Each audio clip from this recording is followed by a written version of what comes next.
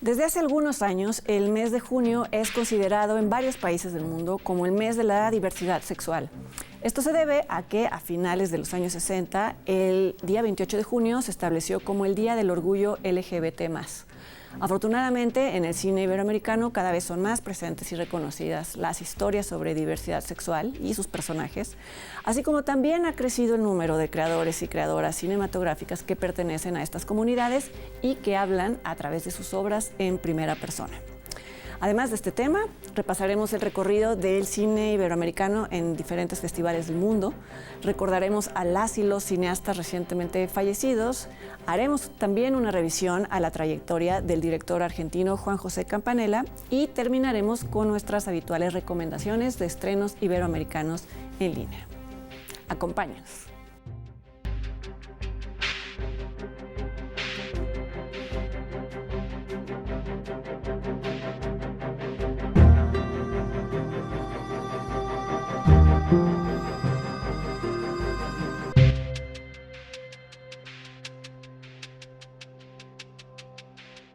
¿Qué tal? ¿Cómo están? Gracias por acompañarnos una vez más en una emisión de Encuadre Iberoamericano. Hola, Leonardo, ¿cómo estás? Bien, ¿y tú, Fernando? Bien, también. Como ya más o menos anticipamos, este mes, este programa que se transmite en el mes en el que se dedican varias actividades a la diversidad sexual, a sus manifestaciones, a las luchas pendientes, pues también quisimos unirnos y hablar de cómo el cine iberoamericano ha representado en las últimas décadas a los miembros de la comunidad LGBT+, ¿no? Sí, que ha crecido además exponencialmente conforme nos acercamos al presente, ¿no? En tiempos pasados, bueno, por no decir que era ofensivo, generalmente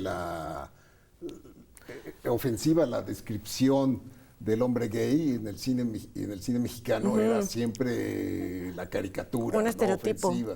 Sí. Sí, pues hubo toda esta figura del hombre gay como patiño, ¿no? Pues no sé, digo, vamos, en la época de oro creo que ni siquiera figuraba como chiste. Y si acaso era como una sugerencia de que era algo poco honroso, ¿no? O por oposición siempre había que demostrar que se era muy hombre, todas estas cosas que afirmaban, ¿no? Que era ser hombre. Era como ATM, ¿no? A toda máquina, que es la película enclosetada más grande de México. Bueno, también está ese tema, ¿no? Esas amistades. Del homoerotismo en el cine mexicano. Claro, ¿no? Sí. Los tipos de cuidado. Sí, siempre sí, había siempre una especie ha habido una relación caldosa y rara. Pues es que está directamente relacionado, ¿no? Como una homofobia a veces que se transforma en otra cosa, pero bueno, en el cine sí hubo una cantidad de estereotipos, pues sí, ofensivos, ¿no? Todas las películas en donde los personajes homosexuales eran afeminados, eran... de Mauricio Garcés. De Mauricio Garcés. No sé. Y yo creo que la primera representación digna de la homosexualidad en el cine mexicano fue hasta que llegó Hermosillo, con el cumpleaños del perro y Matiné, y donde había representación, sí, con personajes que se amaban, ¿no? Dos hombres que se amaban, ¿no? Y además también abarcaba en las películas de Hermosillo, no se centraba solamente en eso, sino como en destapar las capas de hipocresía en otros sentidos, ¿no? Porque, como por ejemplo, en La Pasión según Berenice. Exactamente, sí. Que incluso las películas relacionadas con el tema homosexual tienen que ver con la hipocresía alrededor. Ya más adelante platicaremos de una que es mi favorita, pero de cómo en favor de mantener estas fachadas, pues quizás hasta la fecha, ¿no? Hay una cantidad de cosas que no se dicen y que están ahí por debajo y que a veces salen a la luz de formas violentas, que también el cine últimamente ha hablado de eso, cómo eso se puede llegar a transformar en violencia. Pero sí, estabas hablando de Hermosillo, de cómo rompió. Sí. ¿Y cómo se recibió en su momento? En su momento yo me acuerdo que incluso él trataba de salirse por la tangente, porque siempre le preguntaban los reporteros, oye, ¿por qué siempre salen personajes homosexuales en sus películas? Y él siempre salía, nunca decía es porque yo soy gay, nada, ¿no? Entonces él sí estaba durante un tiempo hasta que llegó creo que yo creo que un tiempo posterior a La Pasión según Berenice ya digamos, salió del Habló closet. En público. Sí. porque bueno, pensaba quién ha ido tomando la estafeta. Hay varios directores mexicanos Sí. que ya por supuesto es mucho más factible. No, Incluso ahora son es varios importante. los que, si podemos mencionar a Julián Hernández, a Sergio Tobar, a David Pablos, a Ernesto Contreras, a Bruno Santamaría. Todos ellos han hecho películas, no exclusivamente LGBT más, pero sí han hecho películas que retratan la homosexualidad de una forma, como le sale. Es ¿no? el tema Honesta. central. Es que también pensando en todas las películas que podríamos comentar hoy, se abre un espectro enorme, porque hay películas que tienen personajes homosexuales, pero no necesariamente ese es el tema.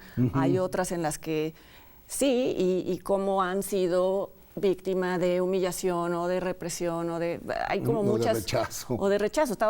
Creo que tú y yo la vamos a comentar más adelante, pero también una película que marcó un hito en el cine mexicano en ese sentido fue El lugar sin límites. El lugar sin límites fue una de las películas más llamativas en ese sentido, ¿no? Porque precisamente se abordaba un personaje transexual, ¿no? Que en el contexto del cine mexicano de los 70s era absolutamente... Y un beso entre hombres en un beso pantalla. entre hombres en pantalla, sí. Sí, bueno, lo vamos a aguantar el Lo vamos a comentario. aguantar el comentario porque está entre nuestras favoritas, pero sí, esa película incluso tuvo como intenciones de censura, decir, oigan, no, ¿cómo se atreven a plantear esto, no?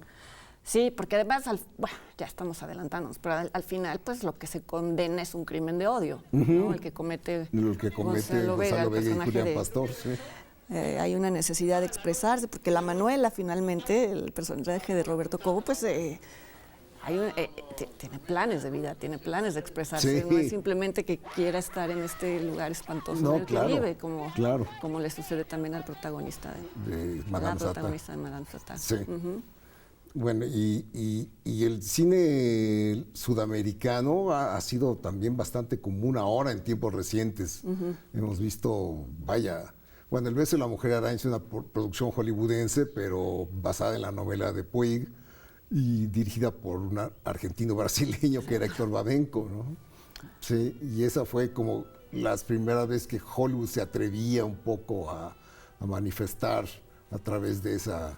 Y que tiene que ver esta película con otras en donde no nada más se habla de personajes reprimidos, sino de reprimidos por una izquierda revolucionaria que en donde se vuelve incompatible ser revolucionario. Sí, hablas de Tengo miedo torero. De Tengo miedo torero y también de un documental muy notable en México, que es de hace poco tiempo, que es Morir de pie, de Jacaranda Correa. Correa, claro. ¿No? Quien no lo ha visto, creo que se puede ver en Filmin Latino. En Filmin Latino está. Sí, sobre una pareja, hombre y mujer, por así decirlo, en donde de pronto eran militantes de la izquierda, incluso hacían bromas en el sentido de que él, el personaje masculino en un primer momento de la pareja, se parece físicamente al Che. Pero transiciona y se vuelve se vuelve una mujer transgénero, pero entonces sus amigos los dejan, sus amigos todos... Los rechazan. Sí, la ideología los rechaza, pero es muy interesante porque cómo quien había sido su esposa se convierte en una compañera de esa transformación, y si no recuerdo mal, la protagonista, es que me siento mal de no recordar los nombres, pero la mujer que transiciona incluso se encarga de hacer las primeras propuestas para que se reconozca en la Ciudad de México la identidad de las personas transgénero. Entonces, exacto. Es muy impresionante esa película. Sí. Y sí, el ADN del beso de la mujer araña está muy claramente en Tengo miedo torero. Es muy reciente. De hecho, se puede ver ya en Amazon. Sí. La única diferencia es que Puig escribió la novela en tiempos de la represión que militar. Era muy arriesgada, igual la prohibieron, y en cambio la novela en la que está basada Tengo miedo torero. Sí, fue una reconstrucción de Pedro Lemebel. Pero sí, totalmente tienen esa misma. Ahora, por supuesto, es mucho más explícita Tengo miedo torero, porque ya se permitía mostrar lo que en su momento no se permitía mostrar en pantalla. Sí. El beso de la mujer araña. Pero aquí hay una relación muy, muy tierna incluso entre el guerrillero que interpreta el mexicano Leonardo Ortiz Gris y el gran actor que siempre lo hemos mencionado, que es Alfredo Castro. ¿no? Que hace del papel de la loca, como él mismo, Él se, mismo define. se define. Sí. Sí, y hay una representación también de la misma vida de Pedro Lemebel, que era una especie de Monsiváis mexicano, chileno. ¿Ah, sí? No lo conozco. Cronista, y que tuvo muchas apariciones públicas vestido de mujer en tiempos durante la dictadura, incluso de Pinochet, que era muy transgresor. Entonces, él antes de morir dijo explícitamente que quería que Alfredo Castro lo interpretara, lo cual es polémico. Digo, ya hablaremos más adelante porque ahora no está bien visto que actores heterosexuales interpreten. Ese es un tema. Me parece un absurdo. Bueno. Me parece un absurdo. Por algo son actores. Pero bueno, el punto es que justamente si este director, activista y demás lo pidió, es que justamente no lo veía como una falta de respeto a su propia identidad, ¿no? Claro. Y bueno, desde luego en España tenemos el gran caso de Almodóvar, que ha hecho un cine muy, muy transgresor desde los inicios, ¿no?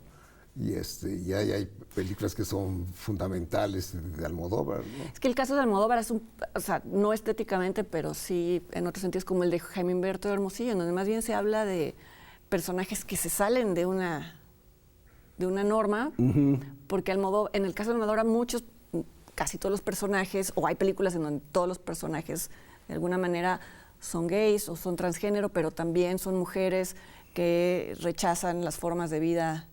Hay como un rechazo general a lo convencional y a lo rígido que había sido el franquismo, ¿no? Claro. Hay como una crítica social, pero bueno, social. estéticamente no tiene nada que ver. No.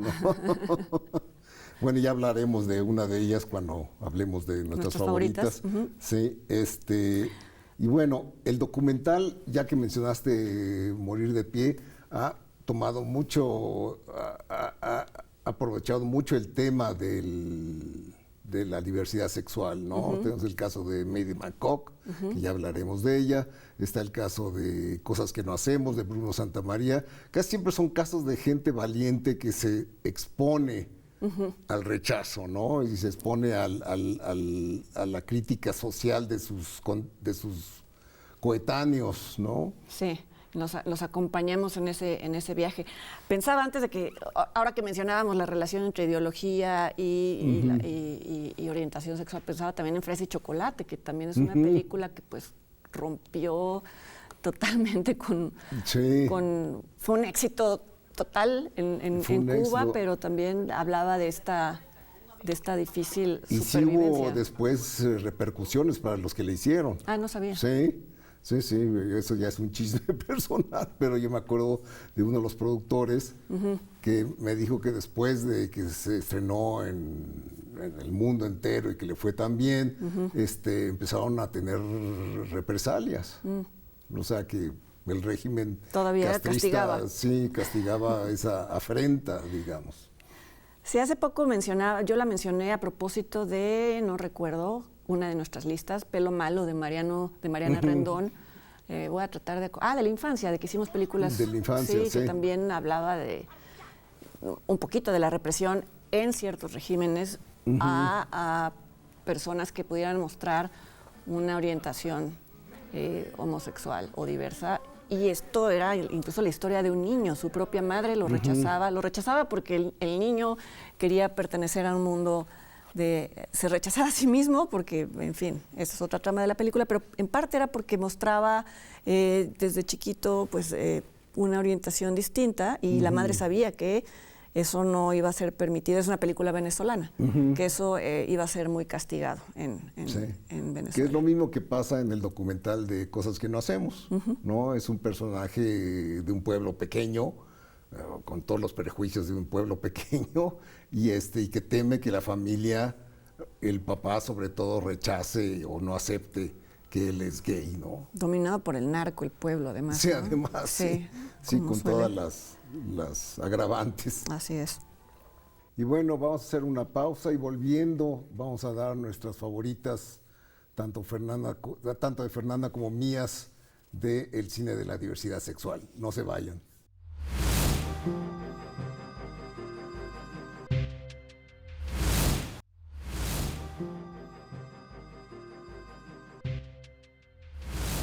Pues sí, ya estamos de regreso y listos para decir cuáles son nuestras favoritas, que en este caso ahora sí tenemos dos en común, pero en general tenemos películas diferentes, lo cual es bueno. Lo cual es bueno. Sí.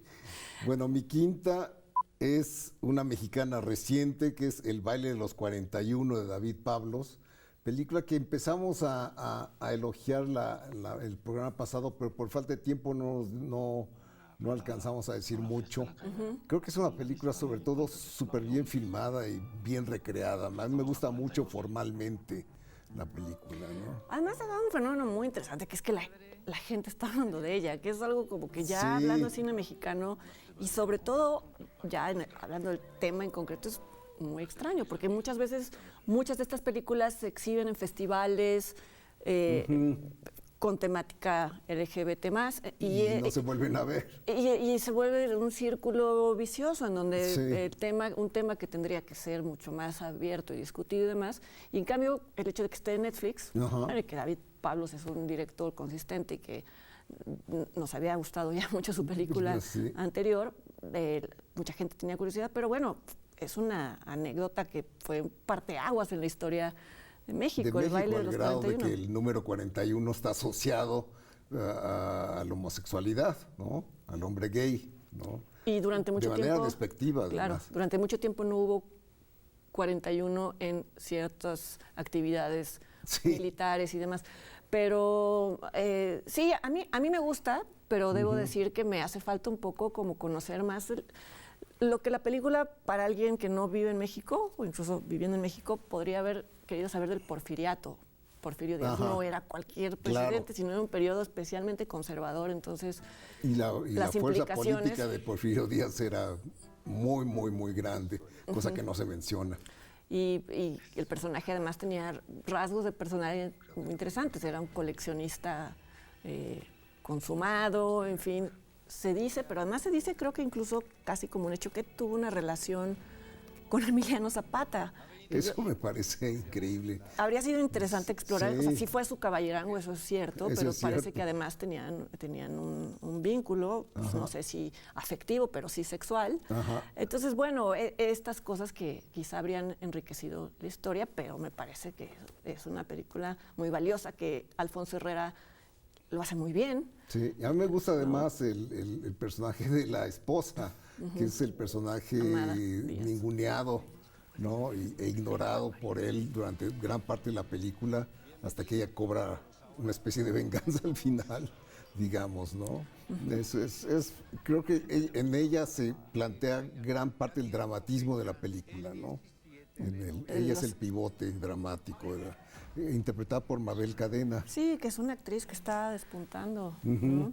Mi número 5 es Made in Bangkok, del argentino argentino radicado en México, Flavio Florencio, que es un documental muy conmovedor y muy fuerte y que abre los ojos a personas que quizá no comprenderían lo que es la disforia corporal, la razón por la que una persona decide transicionar, y es protagonizada por Morgana. Morgana Love. Por Morgana Love, que es una figura pública, pero bueno, esta película narra cómo su familia nunca aceptó, bueno, su padre hasta la fecha creo que no. No, de hecho el final lo deja abierto. Sí. Si la va a aceptar o no ya en su personalidad femenina. Así es. No, porque de hecho ella participa en un concurso en Bangkok para ganar el dinero que le servirá para operarse. ¿No? Entonces no gana el concurso, pero un médico tailandés de su buen corazón le financia la operación. Le financia la operación y hay hay varios momentos conmovedores en el documental, y uno de ellos es pensar, o sea, está en un lugar lejanísimo, sin nadie más que el propio director y las personas que hayan ido, en un momento tan importante, pero también incluso delicado. ¿Qué te pasa si te pasa algo allá? No está contigo tu familia. O sea, también plantea ese drama del personaje, ¿no? De la Además, soledad ella absoluta. es un personaje muy carismático. Sí. Morgana Love tiene una presencia escénica innegable. Irreal. Yo recuerdo que discutimos, este documental se proyectó en el Festival de Durango, hicimos una plática pública y estaba ella en el... Y es encantadora, vamos. O sea, yo creo que parte o sea, no sé qué tanto porcentaje del encanto del documental es la presencia de ella, de Morgana. Uh-huh. Bueno, ese es mi número 4, pues es tu número precisamente. Entonces ya pasamos a tu número 4, que es Te prometo anarquía. Sí, no sé si es tramposo haberla puesto dentro de... No sé. No. Porque ahora sí te digo que no. Pues ya después de las cosas que has hecho tú de trampas, pero bueno. No, bueno, porque es que justamente no es que Julio Hernández Cordón problematice el tema de una relación homosexual entre jóvenes, y eso me parece también es valioso, simplemente, o sea, no lo pone como algo que resolver, sino algo como algo que existe. Incluso la película es curiosa. En un principio parecería que habla del tráfico de órganos en México, que es un tema tremendo, pero progresivamente va avanzando hacia otra dirección, que es la historia de amor entre dos jóvenes patinetos, se dirá así. Sí. Yo estoy diciendo que estoy revelando que tengo 300 años, skaters, no sé. No, pero es una película... Patineteros. Que además hace un retrato de la Ciudad de México como no lo hemos visto. Hay películas que te revelan la Ciudad de México como no la habías visto antes. Sí, cuando hablamos de este director... guatemalteco mexicano. Sí, expusimos cómo nos gustaba esta película. Muchísimo. ¿No? Además la música es fantástica. Él elige la música porque le gusta mucho la música. Todos los elementos funcionan, y de verdad es una de las relaciones de amor más conmovedoras en el cine reciente. Eso es lo que te conmueve, y no tanto que haya no es tanto una película con una agenda, sino una película que representa una relación de amor muy conmovedora. Sí. La mía... bueno, vamos a la número 3. Ajá. La 3 es Las herederas de Marcelo Martinezzi, película paraguaya, cosa rara porque en Paraguay casi no existe el cine, pero es una película que a mí me gusta mucho. Es sobre una pareja lésbica, cosa que es rara porque curiosamente son pocas las películas que tratan sobre relaciones lésbicas. La mayoría son de homosexuales, de hombres gay. Sí, es verdad que hay muchas menos películas sobre homosexualidad femenina, y esto incluso tiene como implicaciones un poco misóginas, porque se suele hablar de homosexualidad y casi siempre parece que se está uno refiriendo a la homosexualidad masculina y pues se está invisibilizando. Pero eso solo en Latinoamérica, me parece, porque en el resto del mundo sí que hay un montón de películas sobre lesbianas. He visto muchas. Habrá que preguntarnos ¿por qué? ¿Por qué en nuestros países hay esta especie de discriminación? En México solo se me ocurren pocas películas. Todo el mundo tiene a alguien menos yo, que es de Raúl Fuentes, y la vi en un espacio pequeño, en un festival. O sea, lo que te quiero decir es que no la vi. De hecho, yo no la conozco. Y Dólares de Arena, de Laura Amelia Guzmán y Israel Cárdenas, que son directores más conocidos, pero en donde también se habla de una relación homosexual entre mujeres. Sí. Sí, bueno, pues esta está muy bien, porque son dos mujeres ya de mayor edad, que una es llevada a la cárcel por una estafa, y la otra, que siempre había habido como la sombra de su pareja, se libera. Y descubre a una mujer que le gusta y se le mueve el tapete totalmente. Tiene un segundo aire. Tiene un segundo aire y como que sale de su propia cárcel. Claro. Y es una muy buena película paraguaya de Marcelo Martinezzi. Bueno, mi tercer lugar ya lo habíamos medio mencionado, muy mencionado más bien, que es El lugar sin límites de Arturo Ripstein. De Arturo Ripstein, que además, pues bueno, más allá de lo que dijimos, es la historia de la Manuela, que es una travesti. Una travesti transexual. Ella es Roberto Cobo, interpretado por Roberto Cobo, y su hija es interpretada por Ana Martín, y ambas están enamoradas del mismo hombre, que es Gonzalo Vega. Y bueno, es una película truculenta que seguramente eso la vuelve muy ripsteiniana o viceversa. Ripstein encontró en la novela de José Donoso un universo muy atractivo para él, porque es de estas películas de Ripstein en donde todo es realmente... No hay salvación para nadie. No hay salvación. ¿No? Por eso se llama El lugar sin límites, porque se refiere al infierno. Es un lugar que está por debajo del infierno. Según la cita del Mefistófeles del Fausto, del Fausto de Christopher Marlowe. Esa es la el epígrafe con el que empieza la película. Sí. Y es muy dolorosa porque hay una cantidad de... en tanto las dueñas del lugar, que es una especie de burdel, cantina. Burdel muy, muy miserable. Muy, muy miserable. De un también... pueblo pequeñísimo donde el cacique Don Alejo, que interpreta a Fernando Soler, se quiere apoderar de todo. Es un horror cómo trata a todos, hombres y mujeres y demás. Sí. Y le hace una apuesta con Lucha Villa, con el personaje Lucha Villa, japonesa, para poder, ella le dice que si logra seducir a la Manuela, entonces ganan, en fin, pero bueno, sí. Todo esto lleva a una escena brutal final en donde la leyenda del beso se convierte en una seducción del macho mexicano que le da un beso a la Manuela y en ese momento se da cuenta de lo que ha hecho. No lo tolera. No puede. Eso lo rebasa. Y sobreviene la violencia y la muerte de la Manuela, obviamente, ¿no? Que no la mencionamos hace rato, pero que también es un poco el tema de Carmín Tropical, de Rigoberto Pérez Cano. No eso en concreto, sino la violencia de los hombres que en determinado momento visitan quizá algún burdel o demás y tienen relaciones con una mujer transexual y después se les despierta un instinto, en el caso de la película de Pérez Cano, un instinto asesino. Era un asesino serial, sí, ¿no? Sí, que mataba a mujeres. En la comunidad de los Mushes, que es una comunidad muy curiosa porque trata precisamente de hombres transexuales, ¿no? Como tradición, exacto, como tradición del pueblo. Bueno, mi segunda es La Ley del Deseo, que es como Almodóvar decantado, ¿no? Es como el Almodóvar químicamente puro, con una serie de personajes extraños,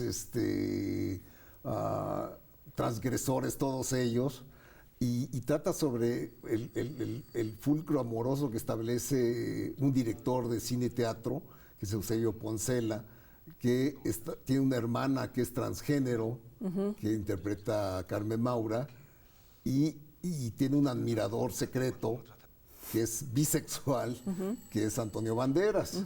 Y Antonio Banderas tiene una fijación con este director de cine y de hecho Carmen Maura está trabajando en la representación de La Voz Humana, que la haría después con Tilda Swinton. Sí, es un Almodóvar que dispara hacia varias películas posteriores, pero creo que es de las que más me divierten y las que más me conmueven además, porque es una película muy conmovedora. Sí, es que Almodóvar tiene eso, que sabes que son unos melodramas al límite, pero si entras corazón, en ellos, si entras en la convención. Con corazón, sí, no, sin duda. ¿Y ese es tu segundo lugar? Mi segundo lugar, la tuya es Doña Erlinda y su hijo. Sí, que es una película que me divierte mucho, de Jaime Humberto Hermosillo. A mí me pareció un poco obvia, pero creo que era necesaria que fuera obvia. Era necesario que fuera obvia. Yo lo pienso en el contexto de una Guadalajara, era de Guadalajara, era de Guadalajara, bueno, porque él es tapatío, por supuesto. ¿no? En donde pues... No, él no era tapatío, pero se adoptó por tapatío. Bueno, él era de Aguascalientes. Que casi, bueno, la asumimos como una sociedad conservadora. Conservadora, sí. Tal vez es un prejuicio, perdónenos si tapatío, si estoy haciendo eso, pero justo habla de una madre que se da cuenta de que su hijo es homosexual, pero para ella es muy importante que se case, porque eso es la única forma en la que va a tener validación social. Entonces hay una especie de acuerdo ahí tácito entre todos, ¿no? El hijo accede a casarse, pero el novio del hijo se va a vivir con ellas, y Doña Erlinda, que es la mamá de Guillermo del Toro, ¿no? Exacto. Doña Guadalupe del Toro. Doña Guadalupe del Toro, pues es una familia en donde todos saben que los deseos van por otro lado, pero como lo más importante... Y que hay que acomodarlos. pero como lo más... claro, porque lo más importante son las apariencias, ¿no? Sí. O sea, en algún sentido es terrible la película, ¿no? Sí. Porque de lo que habla es de algo terrible, que es mejor guardar esto... Guardar eso bajo... Idealmente no tendría que ser así, pero lo que hace es que revela un estado de las cosas, por lo menos en ese momento. Sí, claro. Y bueno, mi número 1, ya hablamos de ella, que es El Lugar Sin Límites. Yo la vi y la disfruté mucho. O sea, a mí me gusta mucho, pero viéndola quizá con ojos contemporáneos, alguien diría, es una especie como que a lo mejor está informada de esa representación esperpéntica de antes, Sí, ¿no? pero creo que está bien. Sí, no, está muy bien, muy bien. Sí, me convence. Y las escenas del macho que se revela, No, bueno, más bien que no puede tolerar haber sido besado y él mismo haber correspondido, pues sí, porque tremendo. es muy sintomático. Sí, sí. Y bueno, tu número 1 es... Es Desde allá, de Lorenzo Díaz, que es una película, es casi inclasificable, ¿no? Y es una película que ganó el León de Oro en Venecia. No se habló mucho de ella, se llegó a exhibir. Y que habla de una relación muy peculiar, ocurre en Venezuela, entre de un hombre maduro, que es Alfredo Castro, es dentista, o bueno, más bien fabrica prótesis. Sí.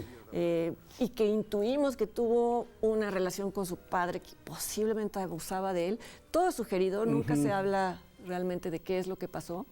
Y les paga a chicos de la calle para verlos simplemente desnudarse ante él, ¿no? Y él se masturba. Pero se encandila con uno de ellos, que es un actor fantástico, el joven, no recuerdo su nombre ahorita. No, yo tampoco. Pero sí es sobresaliente. Algo Silva, me parece.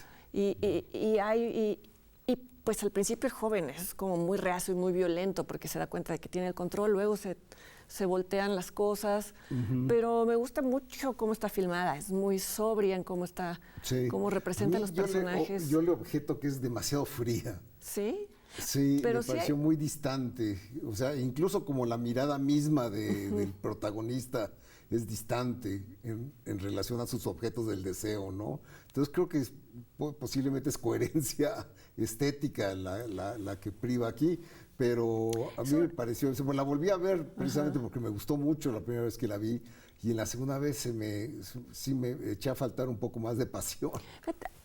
Es un guión de Guillermo Arriaga, por cierto. Sí. Y yo una vez, a lo mejor esto hace que cambie mi opinión. Una vez me dijo él que él pensó en esa historia por alguien que había conocido, que era un pederasta, pero que tenía muy claro la transgresión y el delito, y entonces que nunca se permitía a sí mismo pasar de ese límite. Entonces, a lo mejor eso influye para que yo vea que esa frialdad no sea frialdad, sino una contención necesaria. Claro. No lo sé.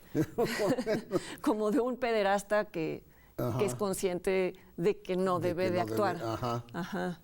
Bueno, esas son nuestras 5 favoritas. Y bueno, no se vayan. Ahorita que regresemos les tenemos primero un repaso que vamos a hacer a la filmografía del director argentino Juan José Campanella. Vamos a hacer nuestro in memoriam a actores y directores que fallecieron el mes pasado, y les vamos a presentar una cápsula que realizó el Canal 22 con los directores Israel Cárdenas y Laura Amelia Guzmán, de quienes ya además mencionamos una de sus películas, que es Dólares de Arena. No se vayan.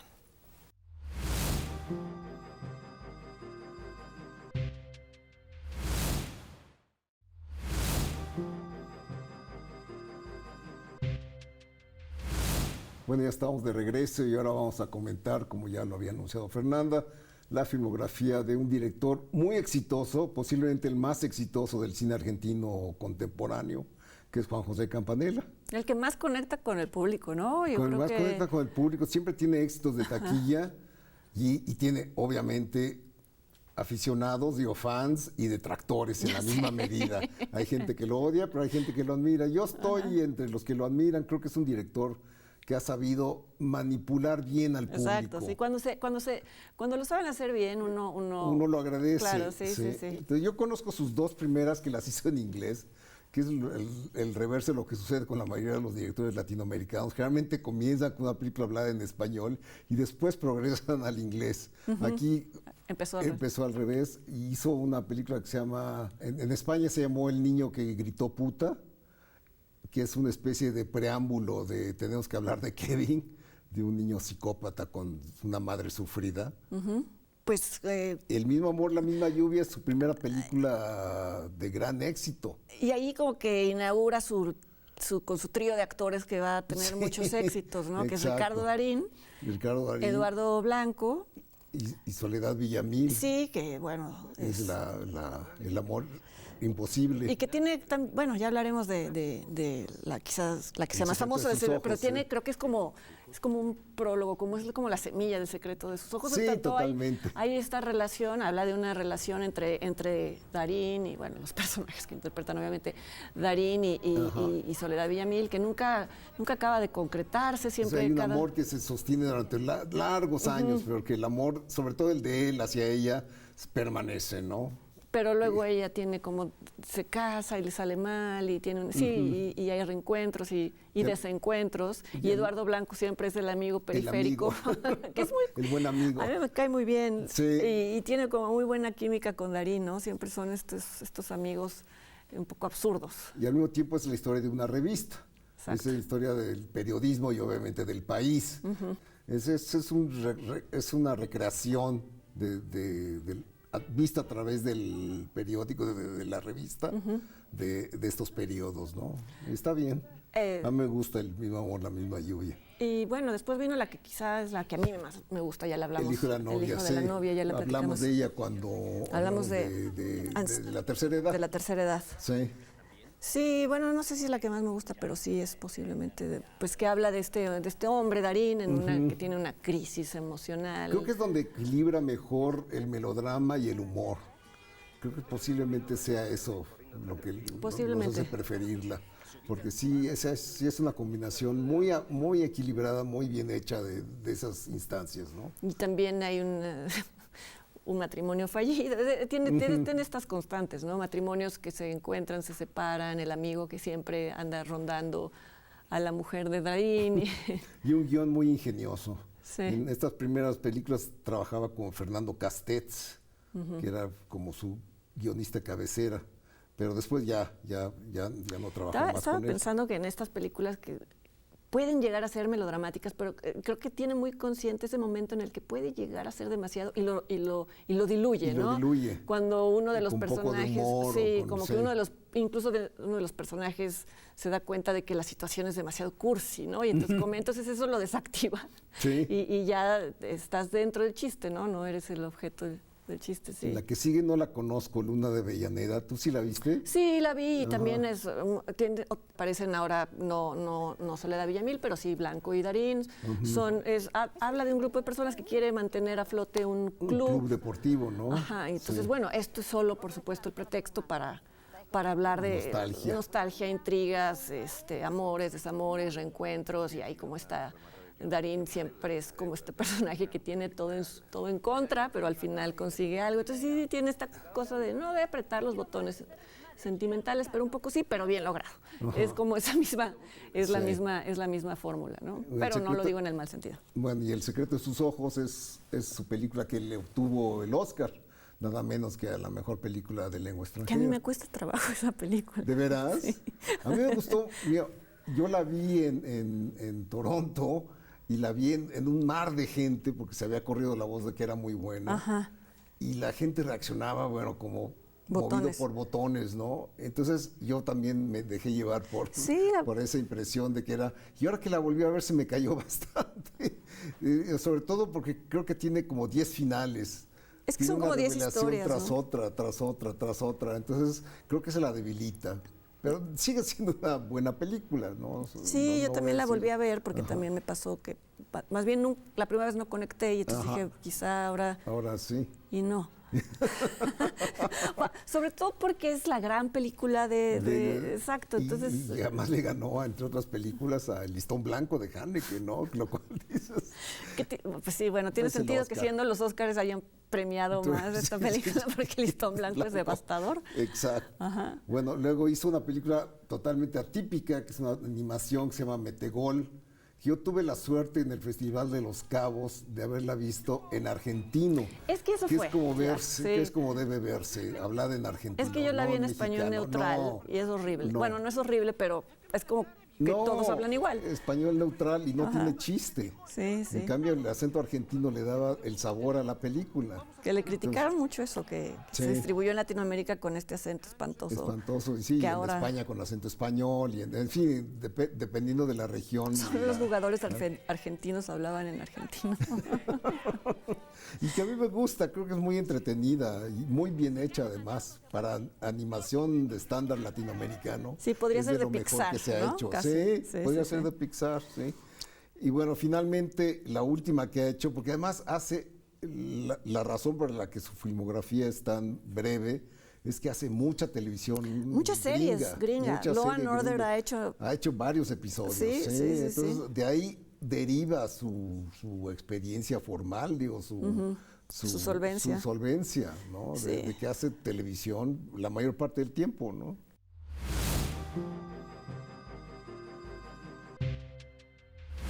Y bueno, recordamos brevemente a quienes murieron este mes. Fueron 3 mexicanos, bueno, uno de ellos mexicano, argentino, que fue el actor Guillermo Murray, que hizo muchísima televisión y muchísimo cine. Sí, era galán.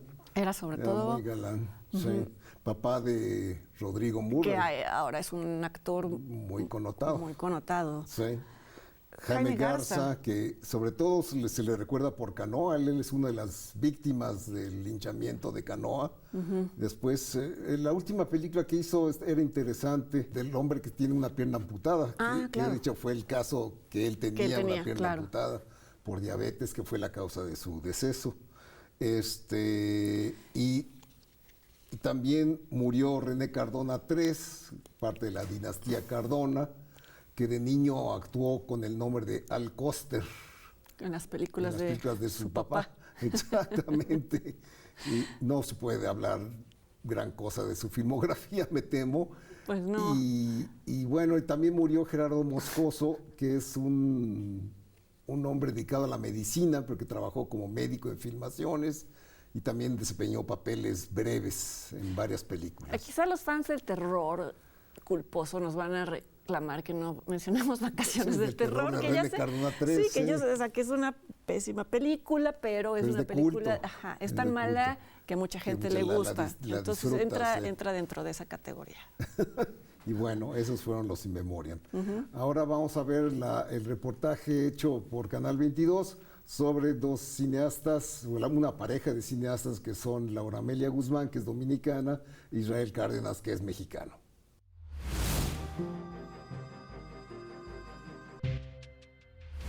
Hola, soy Laura Amelia Guzmán y junto a Israel Cárdenas soy codirectora de La Fiera y la Fiesta.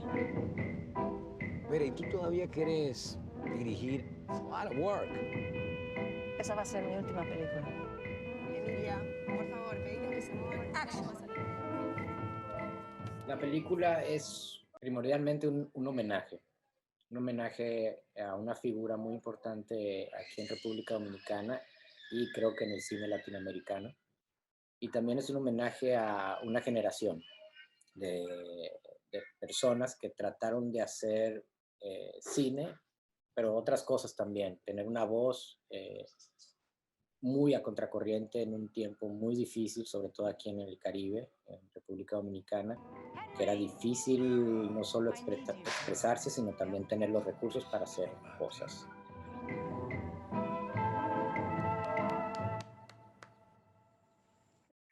Pues yo soy fruto de esa generación porque Jean-Louis Jorge es tío. Y yo conocía su obra, lo conocía a él más bien como el director de televisión o el director de espectáculos o de teatro, pero no conocí su obra cinematográfica mientras él estaba en vida. Lo primero creo que fue respetar el espíritu de su obra. Y en algún momento dentro de esta investigación que hizo Laura, leímos un texto de una entrevista en donde él decía que extrañaba el cine fantástico, que el cine se había vuelto pura realidad y como un reflejo de la realidad y que estaba perdiendo esa esencia mágica, fantástica, esa capacidad que tiene el cine. Encontramos un guión llamado Frisson d'amour que escribió con un compañero francés, estaba escrito en francés, sobre el detrás de bambalinas de un teatro, donde las vedettes pues caían en la trampa de un vampiro que llegaba y les prometía la juventud eterna y bueno, pues a cambio de gloria e inmortalidad.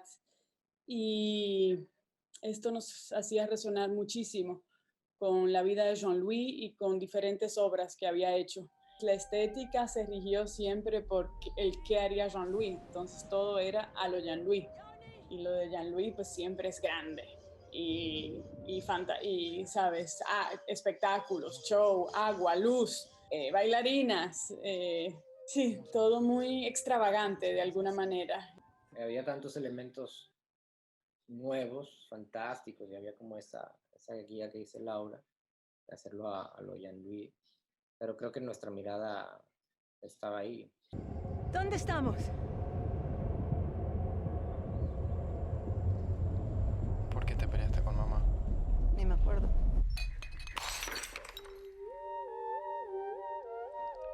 Mucha gente pregunta cómo es trabajar en pareja y no es o sea, para mí es tanto trabajo que ser dos se me hace poco.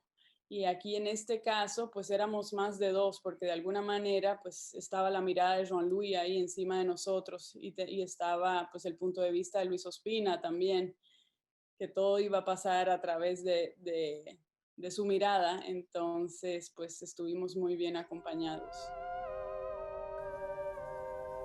But then, Bella, you have your ending, and I have mine.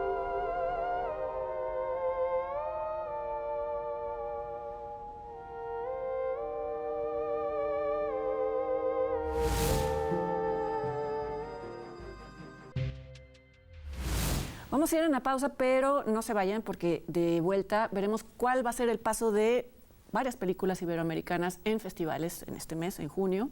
Y también vamos a hablar de recomendaciones en línea para que puedan ver en casa.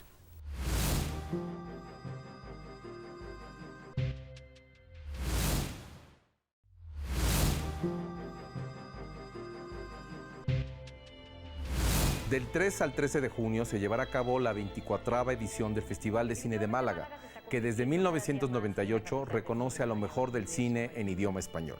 Este año, las películas que competirán por la Biznaga de Oro en su selección oficial de largometraje de ficción, que presenta sobre todo jóvenes promesas, son la ópera prima, El cover, de Secund de la Rosa, producción lusitano-española, con la cual se inaugurará el certamen. De Latinoamérica estarán representando a la República Dominicana, 15 horas, de Judith Colel, Años Luz, de Joaquín Mahuat, de Uruguay, de Argentina, Cómo mueren las reinas, de Lucas Turturro, y del mexicano, ya no tan debutante, Carlos Cuarón, se presentará su última película, de la cual también es guionista junto con Luis Usabiaga, Amalgama. También la coproducción de Argentina, Brasil, México, Chile y Bolivia, Carnaval, del argentino Juan Pablo Félix. Las mejores familias, de Javier Fuentes León, producción peruano-colombiana. Y de Colombia y Ecuador, La ciudad de las fieras, de Henry Rincón. De Perú y España, La casa del caracol, de la andaluza Macarena Astorga. De Brasil, Mulier Océano, de Jeans Ganserla. Cierran la selección las representantes del país anfitrión. Películas españolas como Ama, de Julia de Paz Solvas, Chavalas, de Carol Rodríguez Colás, y Con quién viajas, de Martín Cuervo. Life is Life, de Daniel de la Torre, El sustituto, de Oscar Aybar, y El vientre del mar, de otro cineasta ya probado, Agustí Villalonga. En el Festival de Rotterdam, en su emisión número 50, Latinoamérica estará presente con la premier del documental María Luisa Bember, El eco de mi voz, retrato de la mítica directora de Argentina a cargo de Alejandro Massi.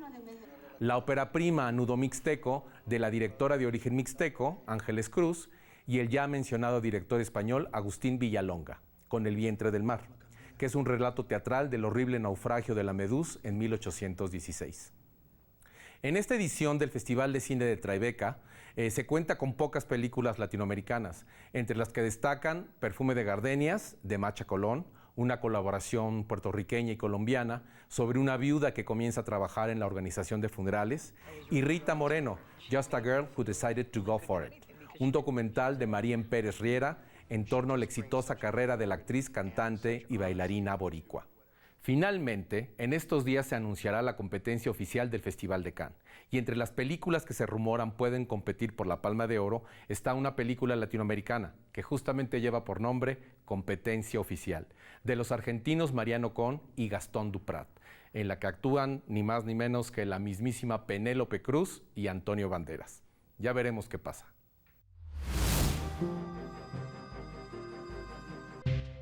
Y pues este mes se estrenan en cartelera Los Lobos de Samuel Kishiliopo y Cosas Imposibles de Ernesto Contreras, 2 muy buenas películas. Sí, de Los Lobos hemos hablado ya varias veces. Cuenta la historia de una madre que viaja a Estados Unidos con Albuquerque, con sus hijos. Muy pequeños y tiene que cuidarlos, bueno, más bien tiene que abandonarlos para irse a trabajar y los niños de alguna manera se las arreglan para sobrevivir y entretenerse entre ellos, ¿no? Es una película que a mí me gusta. Sí, mira la migración de una manera distinta. Hay muchas películas de migración y esta tiene un ángulo original. Y Cosas Imposibles de Ernesto Contreras, que es su más reciente película. Es su más reciente película. Es un director que ha probado ser muy solvente, nos gusta. Además es la primera vez que no trabaja con un guión de su hermano, que yo sepa. Esta es la primera vez que trabaja con un guión de una chica que se llama Fanny Soto. Y sin embargo...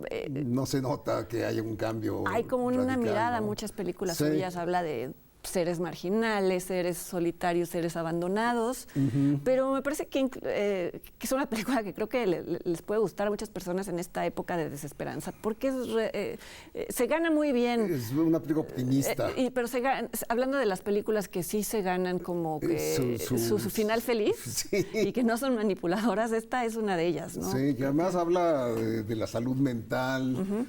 Habla de una mujer que alucina literalmente a su esposo abusivo, que ya murió, pero ella lo sigue viendo y se reencuentra con un joven. No se reencuentra, se encuentra, conoce a un joven del barrio que la ayuda y entre los dos se da una curiosa amistad. Una amistad improbable. Improbable, pero funciona dramáticamente. Benny Emanuel, que es el chico protagonista, lo hace muy bien. Y Nora Velázquez hace la señora. Sí, y es una película, como suele esperarse de Ernesto Contreras, muy bien realizada, bien actuada, ¿no? Y en Netflix se estrena La Selva Trágica de Yulene Olaizola, que es una película muy en el estilo de ella, o sea, es una película minimalista sobre una especie de huida de unos personajes a través de la selva entre Belice y México. Y que habla de un personaje mitológico, de Xtabay. Sí, esto la hermana un poquito casi con La Llorona, ¿no? Porque incluso mucho más contemplativa. Es una película mucho más pausada. Sí. El ritmo narrativo es pausado y es ambigua. Existe esta leyenda de una mujer que encantaba a los hombres y los llamaba y los hipnotizaba al río. Incluso hay quienes dicen que La Llorona y la Xtabay están emparentadas. ¿Ah, sí? Sí, que tienen un origen. paralelo. Mira. Y sí, se puede ver en Netflix. En Netflix. Así es. Sí. Pues bueno, ojalá puedan ver alguna de estas recomendaciones y ojalá nos acompañen en lo que será el mes siguiente una nueva emisión de Encuadre Iberoamericano, que es una plataforma televisiva en la que hablamos del recorrido del cine iberoamericano, tanto en plataformas como en festivales. Gracias, Leonardo. A ti, Fernando. Que estén muy bien.